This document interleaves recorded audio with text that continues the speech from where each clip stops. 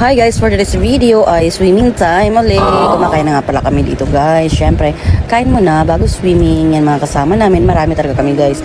Kanina pa kami sa labas kaso lang hindi kami pinapasok dahil kailangan namin hintayin ang 2:30 PM dahil pang night swimming kami. Mas maganda kasi paggabi kasi walang init. Kaya ayun, hinintay namin ng 2:30. Nagutom kami dun sa labas. Kaya pagpasok namin, kumain agad kami bago mag-swimming. Syempre, mas masarap naman talaga mag-swimming kapag busog, di ba? Para at least busog ka tapos naliligo ka. Pagkatapos naman pwede ka man kumain, ganon. Sabado Santo nga pala ngayon guys, kaya safe, pwedeng maligo, kawanto sawa. Syempre kasama natin ang ating mga kaibigan. Dito kasama si baby na wala namang ginagawa kung hindi nakahiga o kaya ikarga. Bawal man siya ng swimming. At dito na nga guys, change sa outfit ng mga person dahil maliligo na tapos nang kumain, busog na pa. O sino yan? Ayan, ready na para maligo. Dito na nga ang mga kabataan. Syempre, yan naman ang gusto ng mga bata. Happy. Masaya sila pag swimming talaga. Yan talaga kasiyahan nila. Sige, talon dito, talon doon. Ang saya talaga ng mga bata kapag swimming. Hilig-hilig nila sa tubig.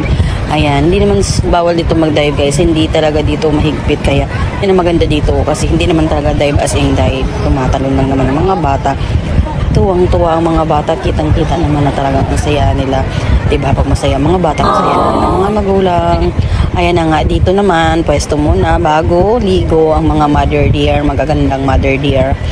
Magpwesto muna, magpainit muna guys, tagay-tagay muna syempre. Mamaya lulublob na yan. Sa tubig nyo naman magkukwentuhan, ganon.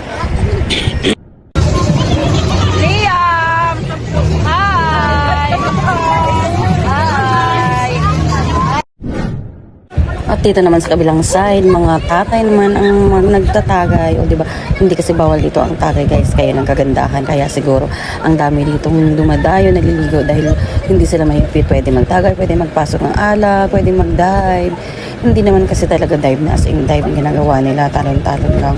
Kaya tinitingnan din naman, meron din naman babantay. Ang kagandahan dito kasi nga hanggang liig lang yung tubig, safety talaga sa lahat. Ayun na nga't naligo na kami dito. Kami naman mga mother ang naligo. Ayan, dito naman kami magsismisan. Dito naman kami naman yung lalangoy-langoy. Tapos mga bata naman doon sa kabila sa pambata. Ayan nga, picture. Tapos ayan, sila ni kwentuhan. Ganun, yun lang naman ang ginagawa namin doon, swimming. Tapos tatagay. Tapos kwentuhan, kain. Ang saya. Kaya, ang talas naman itong ginagawa yearly guys. Kaya, yun talaga inaabangan namin na magbabanding kami tuwing Holy Week, tagkataon na birthday ni Rowell. Kaya yun, ang saya-saya ng mga person, ganon.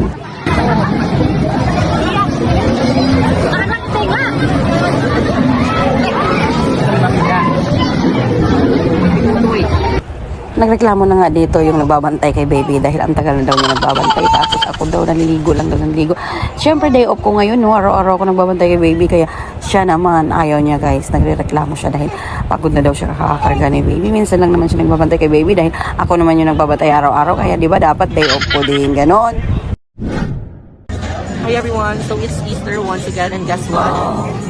When it's Easter, it's the annual celebration of RSP, where we go to a certain resort and then we just hang out. O diba, may Koreano kaming kasama. Si James talaga yun guys.